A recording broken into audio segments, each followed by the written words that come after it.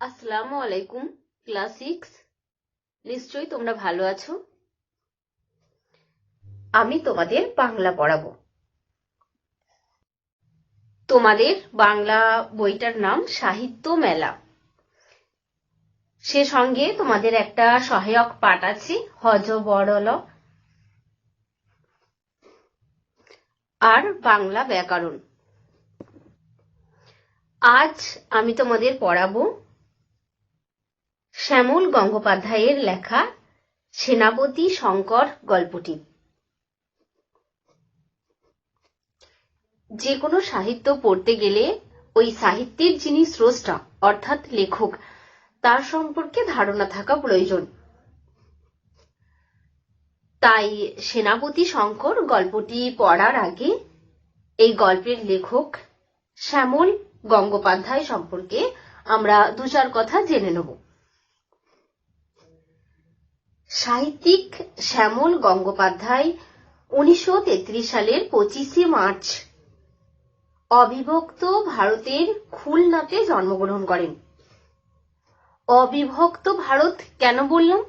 তার কারণ হলো ভারত তখন ভাগ হয়নি।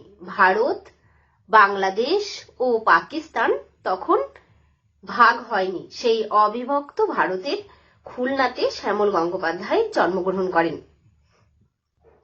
দেশ ভাগ হওয়ার পর অধুনা সেটা বাংলাদেশের খুলনা।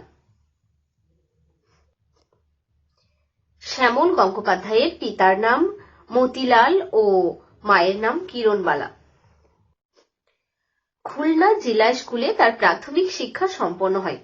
দেশ ভাগের পর 1947 সালে শ্যামল গঙ্গোপাধ্যায়ের পরিবার কলকাতায় চলে আসেন।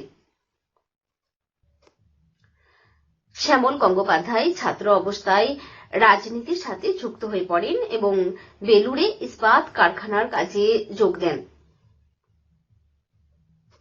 পরে 1956 সালে স্নাতক পাশ করে অর্থাৎ বিএ পাশ করে শিক্ষকতার চাকরিও তিনি কিছুদিন করেছেন। শ্যামল গঙ্গোপাধ্যায় প্রথম জীবনে আনন্দবাজার পত্রিকায় কর্মরত ছিলেন। আবার 1977 থেকে 1983 সাল পর্যন্ত তিনি অমৃত নামক পত্রিকার সম্পাদক ছিলেন। আবার দৈনিক যুগান্তর পত্রিকার সহকারী সম্পাদকও হয়েছিলেন তিনি। শ্যামল গঙ্গোপাধ্যায় মূলত ঔপন্যাসিক ও ছোট গল্পকার হিসাবে বাংলা সাহিত্যে তার বিশিষ্ট স্থান অধিকার করে আছেন। জীবনের নানা পর্বে সঞ্চিত অভিজ্ঞতার ছাপ তার রচনাতেও পাওয়া যায়। তিনি তার জীবনে সঞ্চিত অভিজ্ঞতাকে সাহিত্যের ভাষায় রূপান্তরিত করেছেন।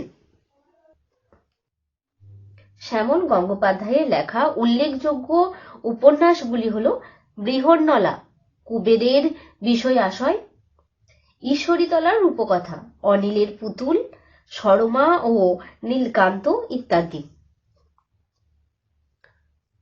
তার লেখা কিশোর সাহিত্যের মধ্যে রয়েছে ক্লাস 7 মিস্টার ব্রেক, সেনাপতি শঙ্কর প্রভৃতি।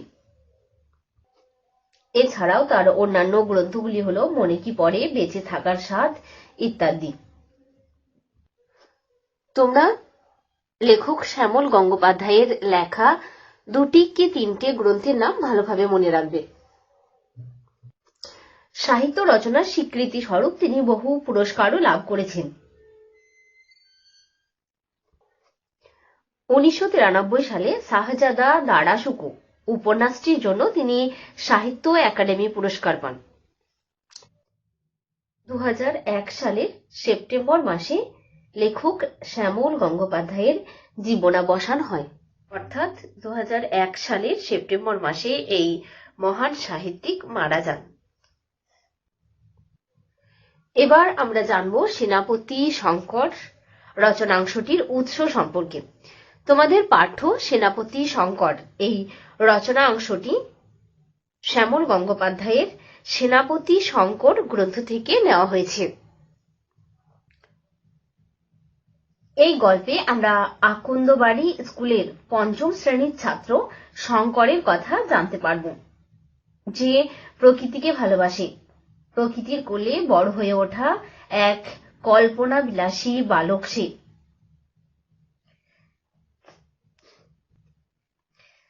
তোমাদের পাঠ্য সেনাপতি শঙ্কর গল্পটিতে আকন্দবাড়ি স্কুলের পঞ্চম শ্রেণীর প্রকৃতি বিজ্ঞানের ক্লাসের একটি ঘটনা তুলে ধরা হয়েছে। আকন্দবাড়ি গ্রামটি বঙ্গোপসাগর থেকে মাত্র 5-7 মাইল দূরে। পাশাপাশি কয়েকটি গ্রাম ভেটুরিয়া, সাঁইবাড়ি, ঘোলপুকুর এবং আকন্দবাড়ির জনা 30 ছাত্র ওই ক্লাসে বসে। শঙ্কর ক্লাসে পুঁথিগত শিক্ষায় অমনোযোগী হলেও প্রকৃত স্বাভাবিক শিক্ষার ক্ষেত্রে সেই শেষ পর্যন্ত সেনাপতি। এই কথাই গল্পে বলা হয়েছে। এবার দেখো, আমি গল্পটা পড়ছি। এখানে বাতাসের ভিতর সবসময় ভিজে জলের ঝাপটা থাকে। এখানে বলতে সেনাপতি শঙ্কর যেখানে থাকে আকন্দবাড়ি, সেখানকার কথা বলা হয়েছে। মনে হবে কে যেন ভালো করে বেটে জলের মিহিদানা মিশিয়ে দিয়েছে। কারণ আর কিছুই নয়, 5-7 মাইলের ভিতর বঙ্গোপসাগর। তাহলে আমরা দেখছি আকন্দবাড়ি বঙ্গোপসাগরের তীরবর্তী অঞ্চলে অবস্থিত। আকন্দবাড়ি থেকে মাত্র 5-7 মাইলের মধ্যে বঙ্গোপসাগর। সাগরের এত কাছে অবস্থিত হওয়ার কারণে এখানকার বাতাসে জলীয় বাষ্পের পরিমাণ বেশি থাকে। তাই বাতাস সবসময় আর্দ্র হয়। বাতাসে সবসময় সমুদ্রের জলের ঝাপটা থাকে। এই জলীয় বাষ্পপূর্ণ সমুদ্রের হাওয়ার ঝাপট দেখে মনে হয় কেউ যেন জলের মিহিদানা ভালো করে বেটে মিশিয়ে দিয়েছে। তোমরা জানো, মিহিদানা খুব ছোট হয়, ক্ষুদ্রাকৃতির হয়। সেরকম এখানকার বাতাসে জলীয় বাষ্পপূর্ণ জলবিন্দুগুলি ক্ষুদ্রাকৃতির হয়।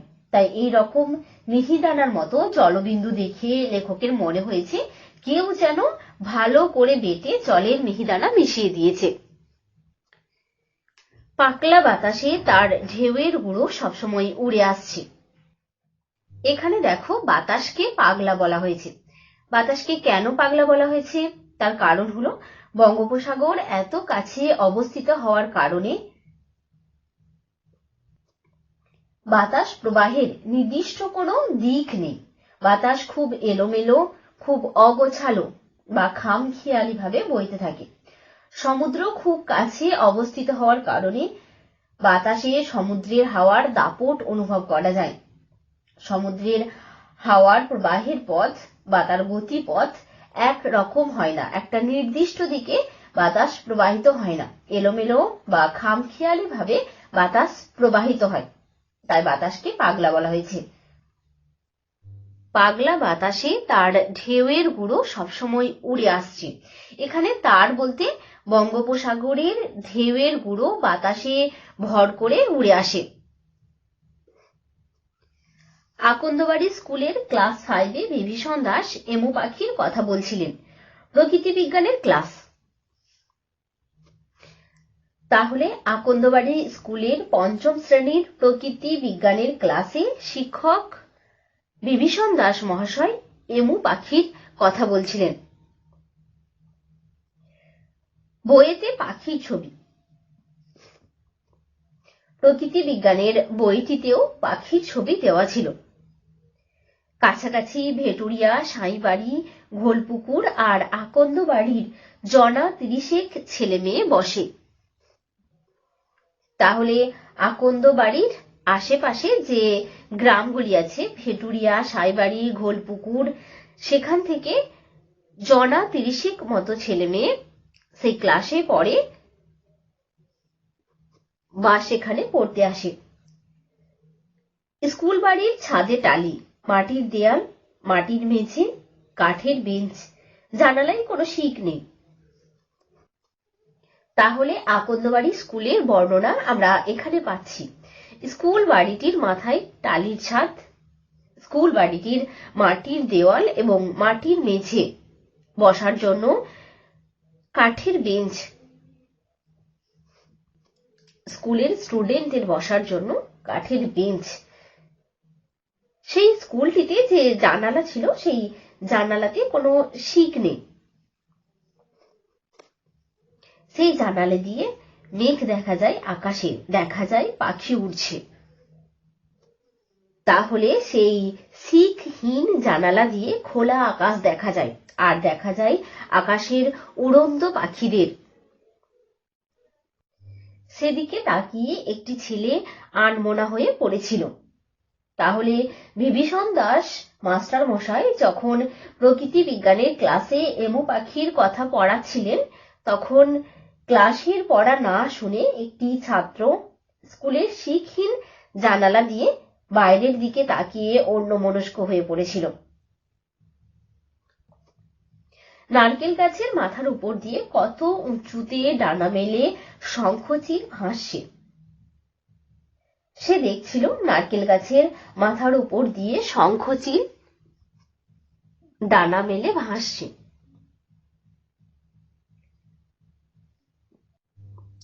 একদিন রাতে স্বপ্নের ভিতর সেও অমন ভেসে পড়ে। তাহলে নারকেল গাছের মাথার উপর শঙ্খচিলকে নীল আকাশের নিচে ডানা মেলে ভাসতে দেখে সেই আনমনা হয়ে পড়া ছেলেটি ভাবে, একদিন রাতে স্বপ্নেও সে ঠিক শঙ্খচিলের মতোই ভাসে। ঘোলপুকুরে গাব গাছের উঁচু ডাল থেকে ঝাঁপ দিচ্ছে বড় দিঘিতে, সিধে জলে না পড়ে সে পাখির মতো ভাসছে। স্বপ্নে সে গোলপুকুরে গাব গাছের উঁচু ডাল থেকে ঝাঁপ বা লাফ দিচ্ছে বড় দিঘিতে। বড় দিঘির জলে সিধে বা সোজাসুজি না পড়ে পাখির মতো সে বাতাসে ভাসে।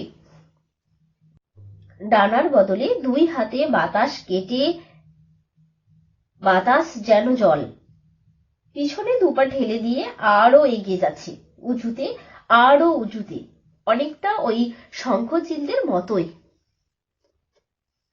তাহলে শঙ্খচিল যেমন তার ডানার সাহায্যে বাতাস কেটে এগিয়ে যায়, উঁচুতে উড়ে যায়, তেমনি এই ছেলেটিও ডানার বদলে তার দু হাত দিয়ে বাতাস কেটে এবং পিছনে দুপা ঠেলে দিয়ে সেও অনেক উঁচুতে এগিয়ে যায়। যেমন করে জলে সাঁতার কেটে এগিয়ে যাওয়া যায়, ঠিক তেমনি করে সেও বাতাস কেটে এগিয়ে যায়। বাতাসটা তার কাছে যেন জল। এই শঙ্কর শঙ্কর চমকে উঠল ছেলেটি। এতক্ষণ যেন সে ক্লাসের বাইরে শঙ্খচিলদের সঙ্গে আকাশে উঠছিল। থতমত খেয়ে উঠে দাঁড়ালো। হ্যাঁ মাস্টার মশাই। তাহলে শঙ্কর এতক্ষণ ক্লাসের পড়া না শুনে আনমনা হয়ে বাইরের দিকে তাকিয়েছিল, আকাশের দিকে তাকিয়ে কল্পনায় ডুবেছিল সে। এবার এই বিষয়টি শিক্ষক মহাশয় লক্ষ্য করলেন। তিনি শঙ্করের নাম ধরে ডাকলেন। শিক্ষক মহাশয়ের ডাক শুনে ওই ছেলেটি চমকে উঠল। কল্পনার জগৎ থেকে সে বাস্তবে ফিরে এলো। সে উত্তর দিল, হ্যাঁ মাস্টার মশাই। তাহলে এখানে আমরা জানতে পারলাম যে জানালা দিয়ে অন্যমনস্কভাবে তাকিয়ে থাকা ছেলেটির নাম শঙ্কর। বিভীষণ দাস প্রায় ভেঙচে উঠলেন। হ্যাঁ মাস্টার মশাই, খুব মন পড়াশোনায়। চোখ কোন দিকে ছিল এতক্ষণ? কি দেখছিলে? তাহলে শঙ্করের কথা শুনে মাস্টার মশাই একটু বিরক্ত বোধ করলেন। তিনি শঙ্করকে ভেঙচে বা মুখ বিকৃত করে বললেন, খুব পড়াশোনায় মন তোমার। এতক্ষণ চোখ কোথায় ছিল? জানালা দিয়ে বাইরে কি দেখছিলে? শঙ্কর একদম চুপ। মাস্টার মশাইয়ের কথা শুনে শঙ্কর একদম চুপ হয়ে গেল। সে কিছু বলল না। স্কুলের সামনে ধান খেতে রোয়া ধান সবে মাথা চারা দিয়ে উঠেছে, ঘন সবুজ আর লাইন দিয়ে রোয়া। তার উপর এই মাত্র একখানা মেঘের ছায়া পড়ল। ছায়া সরে যাচ্ছে আর সেখানে রোদ এসে ঢুকছে। একদম চুপ থাকতে থাকতে শঙ্করের আবার চোখ চলে যায় তাদের স্কুলের সামনে ধান খেতে, যেখানে রোপণ করা ধান চারাগুলি সবে মাথা চারা দিয়ে উঠেছে। সেই ধান চারাগুলির রং ঘন সবুজ। ধান চারাগুলি লাইন দিয়ে সারিবদ্ধভাবে রোপণ করা হয়েছে। এখানে এই মাত্র একটা মেঘের ছায়া পড়ল। ছায়াটি আস্তে আস্তে সরে যাচ্ছে আর সেখানে রোদ এসে ঢুকছে। কি অপূর্ব চিত্রকল্প! দেখো, মনে হচ্ছে যেন আমাদের চোখের সামনে ঘটনাটা ঘটছে আর আমরা সেটা দেখতে পাচ্ছি। কি তোমাদের মনে হচ্ছে তো? বিভীষণ দাস চটে গিয়ে বললেন, কি দেখছিলে বাইরে? শিক্ষক মহাশয় আবার রেগে গিয়ে বললেন। এখনো শঙ্করের মন শিক্ষক মহাশয়ের কথার দিকে নেই। এখনো বাইরের প্রকৃতি তার মনকে টানছে। তাই শিক্ষক মহাশয় রেগে গিয়ে বললেন, কি দেখছিলে বাইরে? শঙ্কর ঘাবড়ে গেল। শঙ্খচিল মাস্টার মশাই, আকাশে। তাহলে মাস্টার মশাইয়ের কথা শুনে শঙ্কর ঘাবড়ে অর্থাৎ থতমত খেয়ে বলল যে সে শঙ্খচিল দেখছিল আকাশে। ও শঙ্খচিল, আমি কি পড়াচ্ছি বলতো? শঙ্করের কথা শুনে মাস্টার মশাই শঙ্করকে বলল, ও তুমি শঙ্খচিল দেখছিলে, তুমি বলো দেখি আমি কি পড়াচ্ছি। এমু কথাটা একবার তার কানে ঢুকেছিল। শঙ্কর তাই মুখ ঠুকে বলছিল, এমু পাখি মাস্টার মশাই। ক্লাসে একবার শঙ্কর এমু কথাটা শুনেছিল, তার কানে একবার এমু কথাটা এসেছিল, তাই সে সাহস করে বলল, এমু পাখি মাস্টার মশাই। এমু পাখি দেখেছো কখনো? এবার শিক্ষক মহাশয় শঙ্করকে প্রশ্ন করেন যে তুমি এমু পাখি কখনো দেখেছো? হ্যাঁ মশাই। এদিকে সবাই মাস্টার মশাই কথাটা তাড়াতাড়িতে বলে, মশাই কোথায় দেখলে? তাহলে শঙ্কর যখন মাস্টার মশাইকে বলে যে সে এমু পাখি দেখেছে, তখন মাস্টার মশাই জানতে চায় যে শঙ্কর কোথায় এমু পাখি দেখেছে। ঘোলপুকুরে বড় দিঘির পাড়ে সবেদা গাছের ডালে এসে বসেছিল। তাহলে শিক্ষক মহাশয়ের কথার উত্তরে শঙ্কর জানায় যে ঘোলপুকুরে বড় দিঘির পাড়ে সবেদা গাছের ডালে সে এমু পাখিকে বসতে দেখেছে। সবেদা গাছের ডালে এসে বসেছিল? কেমন দেখতে সে এমু পাখি? তাহলে সবেদা গাছের ডালে এমু পাখিকে বসতে দেখেছে। শঙ্করের এই কথাটা শুনে বিভীষণ মাস্টার মশাই অবাক হয়ে অনেকটা ব্যঙ্গের সুরে বলে, সবেদা গাছের ডালে বসেছিল, তাহলে সেই এমু পাখিটা দেখতে কেমন? শঙ্কর বুঝল কোথাও একটা বড় ভুল হয়ে যাচ্ছে, তাই মাস্টারের কথায় ঠাট্টার সুর। তবু তার যেমন মনে পড়লো তেমনই সে বলল, খুব গাঢ় ছাই রং মশাই, বাজ পাখির চেয়েও বড়, চাওড়া বুক, উড়ে গেলে ডানায় বাতাস কাটার শব্দ হয় জোরে। অমনি অন্য পাখিরা তখন ভয়ে সরে যায়। তাহলে বিভীষণ মাস্টার মশাইয়ের ঠাট্টার সুরে ব্যঙ্গের সুরে কথা বলা দেখে শঙ্কর বুঝতে পারল তার কোথাও একটা বড় ভুল হয়ে যাচ্ছে। তবুও তার যেমন মনে পড়ল সে সাহস করে বলল যে এমু পাখি গাঢ় ছাই রঙের, বাজ পাখির চেয়ে বড়, চাওড়া বুক, আর এমু পাখি উড়ে গেলে ডানায় বাতাস কাটার জোরে শব্দ হয়, আর তখন অন্য বাকি পাখিরা সরে যায়, ভয়ে সরে যায়। বলি, এটা কি পঞ্চানন অপেরা পেয়েছো? বানিয়ে বানিয়ে যে পাঠ বলে যাচ্ছ খুব। তাহলে শঙ্করের বর্ণনার এমু পাখি আর প্রকৃতি বিজ্ঞানের বইয়ের লেখা এমু পাখির কোনো মিল নেই। এখানে তোমাদের একটা কথা বলে রাখি, অপেরা হলো সাধারণত নাটক বা যাত্রাপালা। এখানে শঙ্কর যে এমু পাখির বর্ণনা দিয়েছে তার সঙ্গে প্রকৃতি বিজ্ঞানের বইয়ের লেখা বাস্তবের এমু পাখির বিন্দুমাত্র মিল নেই।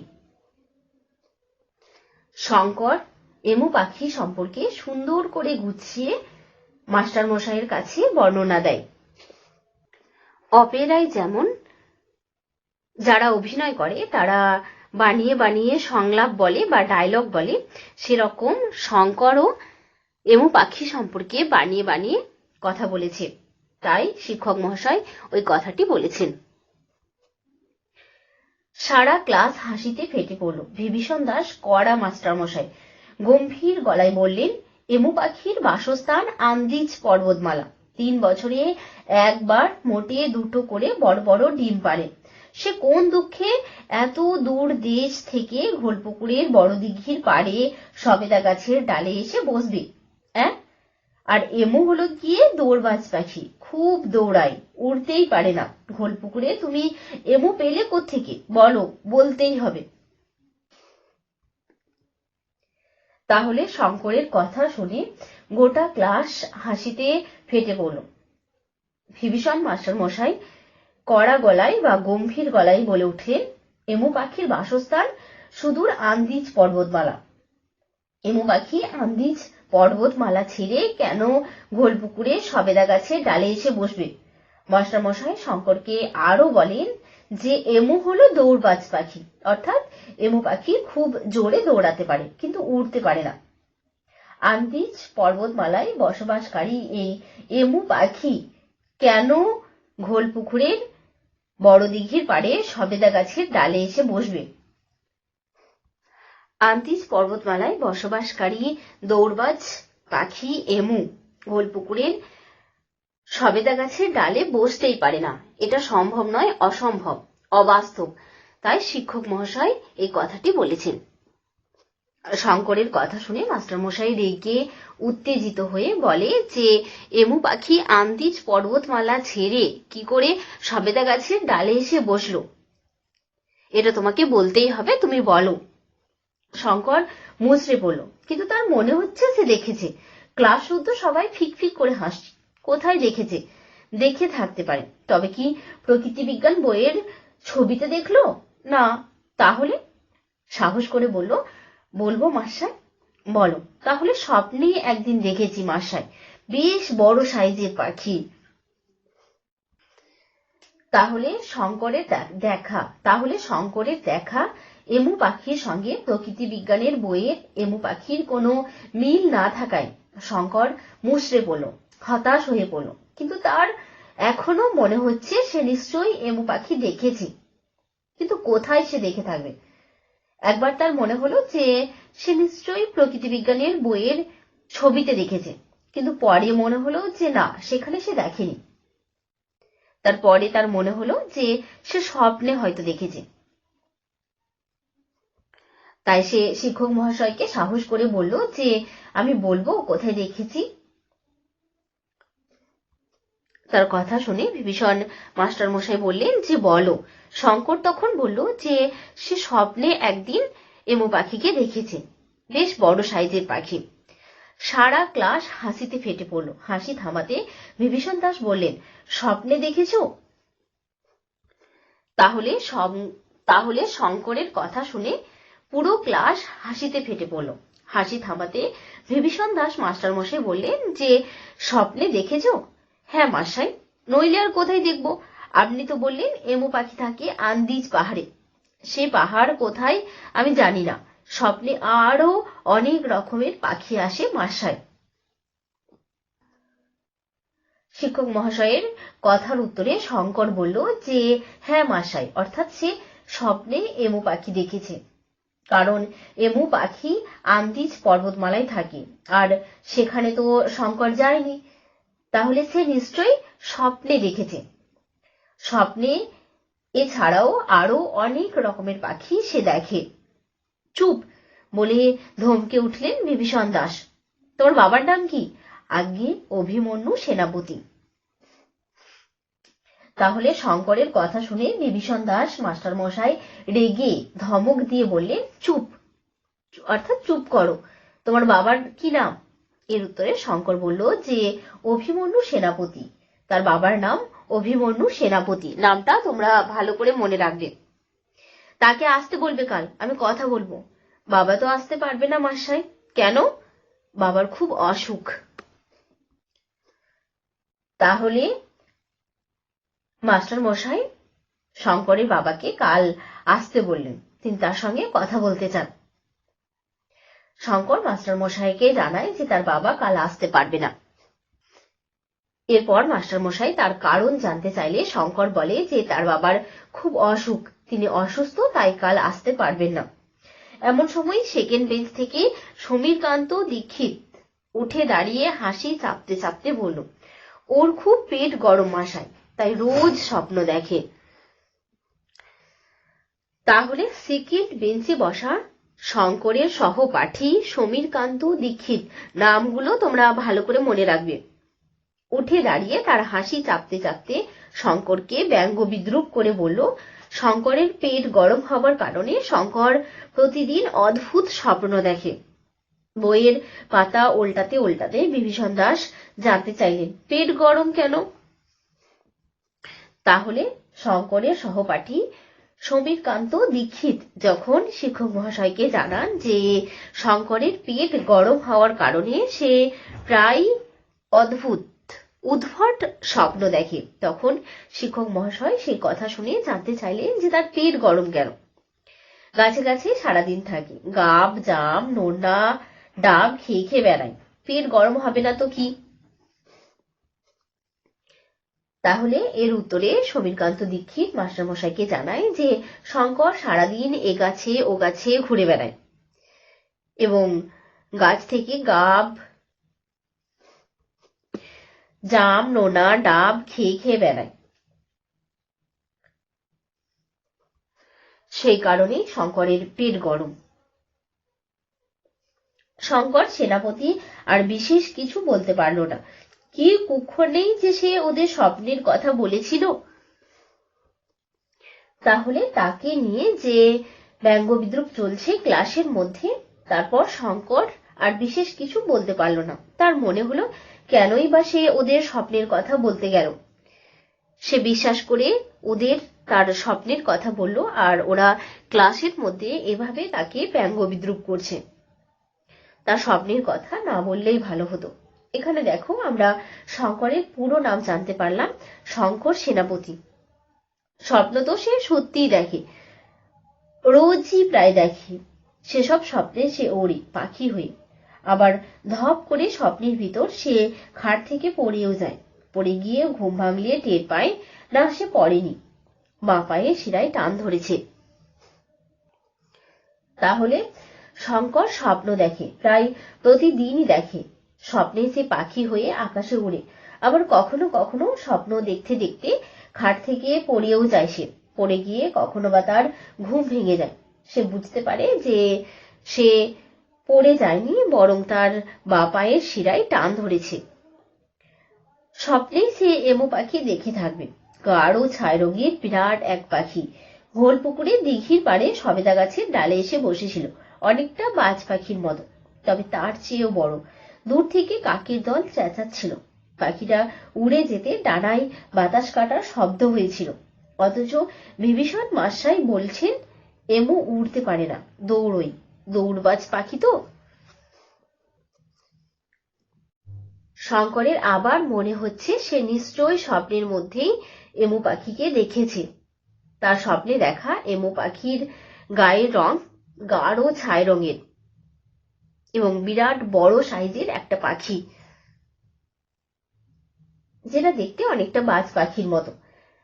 পাখিটি ঘোলপুকুরে বড় দিঘির পাড়ে সবেদা গাছের ডালে এসে বসেছিল। গাছের নামটা তোমরা মনে রাখবে, সবেদা গাছ। স্বপ্নে শঙ্কর দেখেছে বড় আকারের ওই পাখিটিকে দেখে দূর থেকে কাকের দল চেঁচাচ্ছিল। পাখিটা উড়ে যেতে তার ডানায় বাতাস কাটার শব্দ হয়েছিল। আসলে শঙ্কর একটা কল্পনাপ্রবণ শিশু। শঙ্কর ভাবুক ও স্বপ্নবিলাসী স্বভাবের, সেই সবকিছু কল্পনা করেছে। জেগে থাকতে দেখা আর স্বপ্নে দেখা জিনিস আজকাল শঙ্করের গুলিয়ে যাচ্ছে। স্বপ্নের দেখাকে মনে হয় জেগে থাকতে দেখেছি, জেগে থাকতে দেখা জিনিস মনে হয় স্বপ্নে দেখেছি।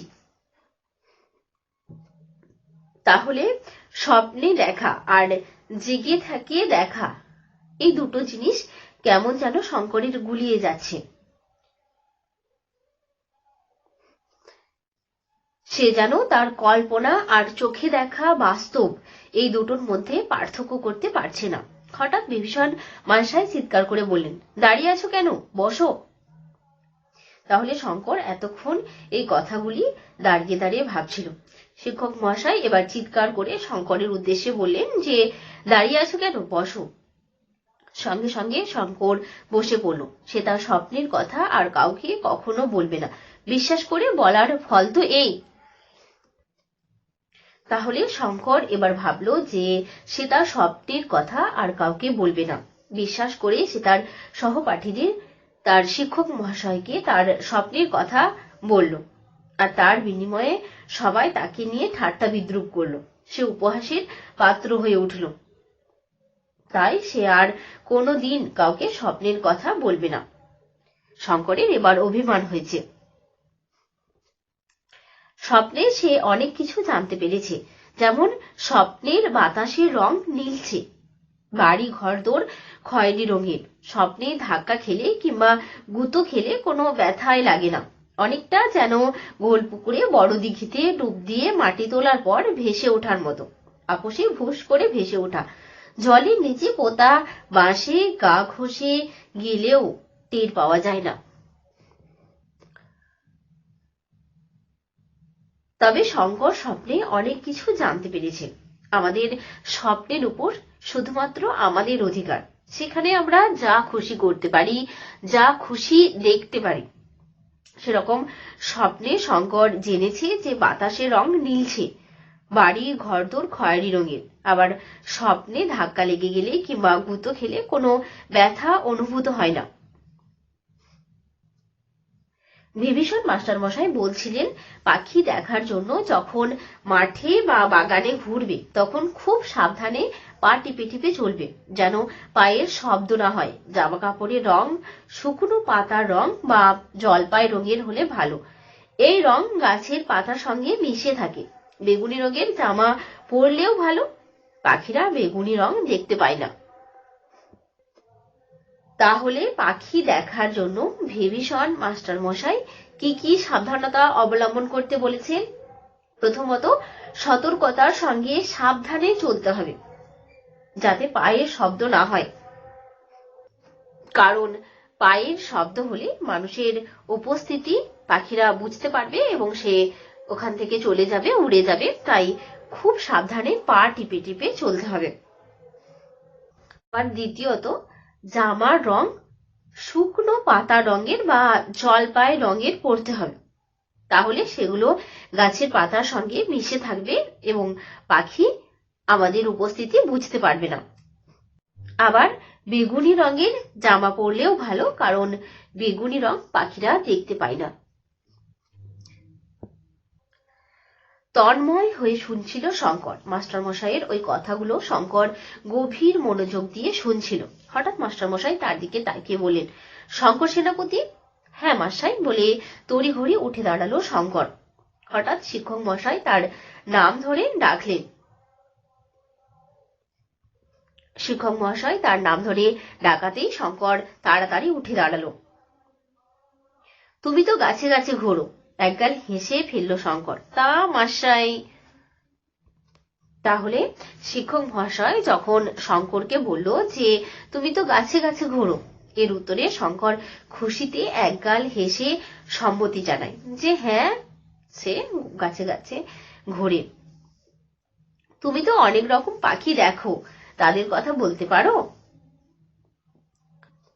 তাহলে বিভীষণ মাস্টার মশাই শঙ্করকে বললেন যে গাছে গাছে ঘোরার সময় তুমি তো অনেক পাখি দেখেছো, তুমি কি তাদের কথা বলতে পারবে?